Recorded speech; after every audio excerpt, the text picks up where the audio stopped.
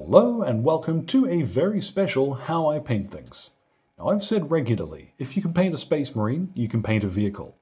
And a common question that comes up is, well, if I've painted a Space Marine, how do I paint their vehicles? And honestly, using all of the same colors and all of the same techniques, I'll show you now, you can paint all of the transports, weapon systems, everything, exactly the same way, using the recipes that you might have already seen on the channel here. So if you're looking for Ultramarines or Crimson Fists, even some of the bad guys like the Death Guard here, although I'm playing mine as Loyalists, the system is exactly the same.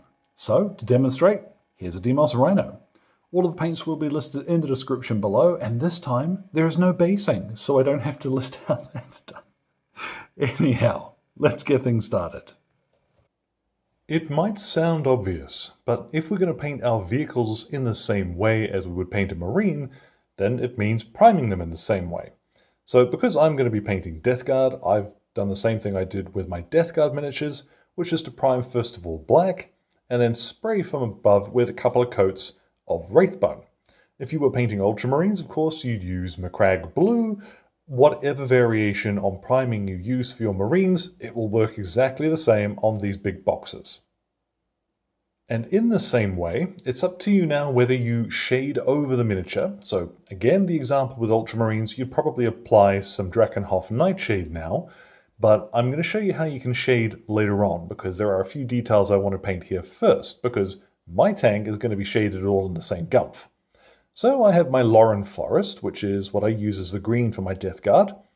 Nice big brush. The medium base brush is quite a nice one actually. And I'm going to paint this on the panels that I want to be green. Of course, whatever vehicle you are painting, if it's a drop pod or similar, pick out the bits that are going to be whatever color. Now, particularly with most Rhinos or Space Marine vehicles, there'll only really be one or two big panels like this, so take your time, and when we're finished with this, we'll come back and get a look at what this looks like after 2, maybe 3 coats. With these big areas, it is important that you have a nice solid base coat. And yeah, definitely 3 coats. Applying the 3rd coat now. But it dawned on me as an opportunity to point out that the same as with any other miniature, the best brush for the job is going to be the largest one that you can comfortably handle. So rather than having to lay down 8,000 brush strokes with a smaller brush, just a few quick ones with something larger is going to help a lot. And you can slow down near the edges and leave that for the smaller brush. Now once at last you've got your 3rd, maybe even 4th coat down, you're going to have a nice solid color. Now, same as painting Space Marines, what we're going to do is all of the other little details at this stage. And you'll tend to find on vehicles, there aren't as many as you might think. Previously, I have suggested parts that are going to be a metallic color later, you can paint them in black.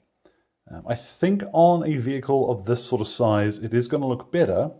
So I'm going to black in all of the metallic details. And I don't think there's actually going to be anything which is a pure black on the miniature when I'm finished. So using my medium base brush here, and anywhere that I need to slow down, I'll swap on down to the small base brush.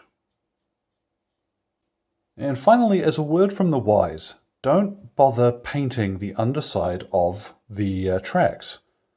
You know, you're not going to flip your vehicle, or at least you ought not to be, goodness me. So don't paint them.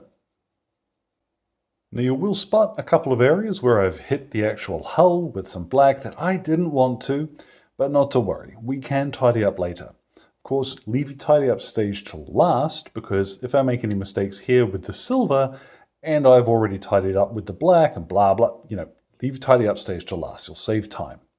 I have now my Leadbelcher, and rather than jamming this heavily over the stacks, for example, I'm just going to lightly flick upwards. Not quite dry brushing, more over brushing. I'm going to be very careful about what paint I've actually got on my fingers now. I don't want to go completely mad putting color everywhere, but let's just flick upwards. As well as the stacks and the tracks, which is just fun to say, I've also done a little bit on the bolters up there, but you'll see that's quite messy, so I am going to need to tidy that up later. Now, I'm going to move on and do some of the brassy color, and for this I always use Retributor Armour. But to be quite honest, I don't want to add very much of this.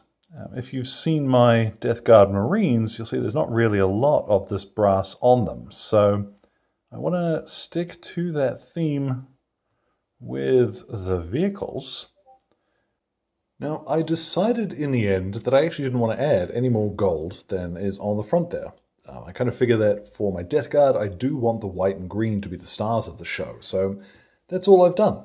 I then have gone around the vehicle and I've tidied up with a little bit of Wraithbone and some black. So tidy up stage is pretty much up to however much you need to tidy. Now I'm going to apply my shade. Now, depending on which vehicle you're painting, if you're painting for Ultramarines or Blood Angels, then the shade might be your second or third stage. At this point, because I'm going to use one shade over everything, this is when it comes in.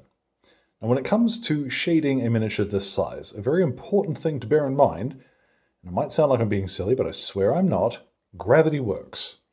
So if I were to take a big brush, load it up with shade, and then just apply it to the side and let this tank sit there, it's all going to pool at the bottom. It's going to look a dreadful mess. So we're going to take it slow. I'm going to start by painting the top of the vehicle.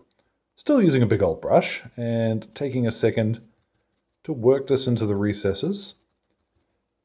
And when I come near to the edge of a flat panel which is going to disappear off onto a horizon, I'm going to slow down a little. Now, because the marine juice here does quite a lot of the heavy lifting for my Death Guard, this is why I want to use the same shade mix on my vehicles as I do my Marines. So for here, for example, let's tilt it up a little and I'll get that. And when I come near the back here, I'm just going to jam into this little socket, but then stop near the edge. And I'm going to do that all over the top.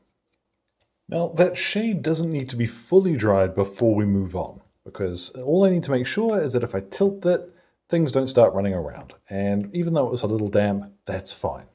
So what I'm going to do, tilt this up and jam a paint pot under there, because I want this panel now to be as flat as possible. It's not going to be perfectly flat, but oh well, not a big problem there. Load up my brush again, and we're going to follow the same procedure.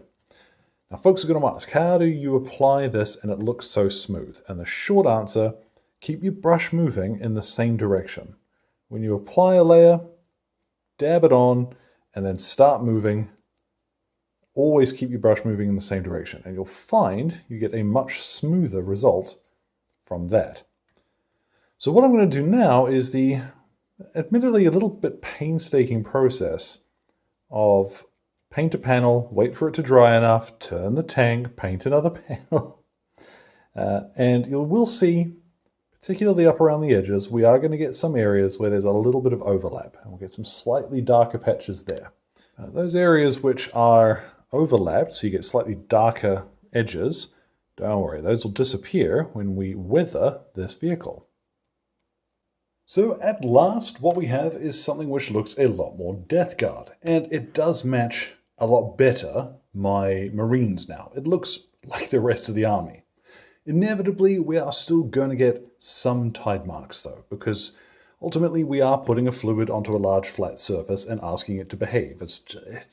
We can mitigate some of the worst effects, but by painting it exactly the same way, we're still going to get some of this pooling. But we can deal with that.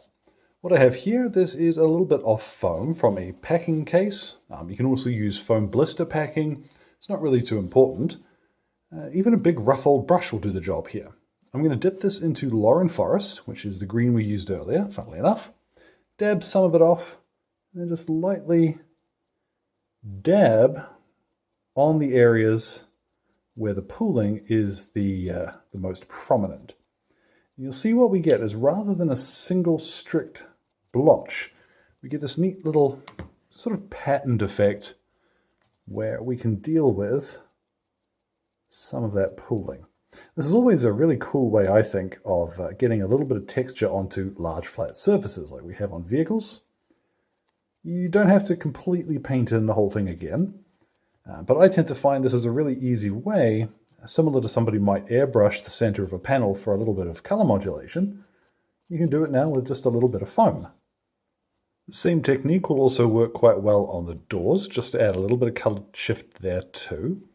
And unless you really push down very hard with a loaded thing of foam, you're not going to lose that shading. So feel free to go a little bit crazy with it, and you'll get a really neat effect. Now I really like that mottled green effect we get from that. I think it really suits the Death Guard, and I also think for things like Ultramarines or Blood Angels, it's a neat look. It will work for just about any flat color.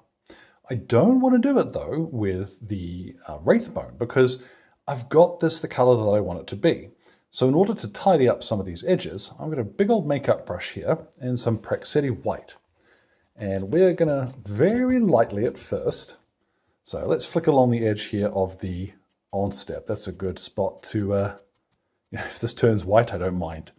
But once I'm certain what I'm going to leave behind from the brush, let's pick an area here and start lightly catching the edges of detail so that we get a nice crisp white edge. You'll probably hear that thump, thump, thump against the table. I tend to find the easiest way to dry brush with these things is try and keep your brush at an angle to the surface that you are dry brushing. Don't go flat along a surface, you're just going to smear paint everywhere. As much as you can, diagonally to the surface that you want to highlight, and away you go. There we've got a nice sharp white edge. So now comes the fun part. I get to do this to the whole bleeding vehicle. Hooray! But it will tidy up most of these blotches, especially along the edges here. But for those that remain, we'll get to the weathering stage. Now, when I said I paint these vehicles exactly the same way as I do my Marines, I did tell a slight fib. In the case of my Death Guard, I don't dry brush the white. Reason being I've done it here is I think a little bit more visual contrast on those edges is going to help us a bit. And in particular, where ordinarily with other Marines I would dry brush the highlight color first and then shade, I think I would follow the same principle here of do your shade, get your base coats all sorted, and then dry brush on your highlight. You will see there are a couple of spots where I've gone a little heavy with the dry brush, but not to worry, because we're going to fix that up now with some weathering. Now, if you have got any decals, apply those at this stage before you're weathering, because if you weather those, the whole vehicle, and then you put the decals on, they're going to look really clean and out of place. But same as my Death Guard, I have some Rhinox hide here and a bit of foam. And let's cheat. Let's pick an area where there's a great big splotch that I wasn't able to get rid of, and we're going to dab on a little bit of chipping. You can do as much or as little of this as you like. Some folks tend to like not very much of it. I do quite like a fair bit of it, to be perfectly honest, especially with your Heresy era stuff.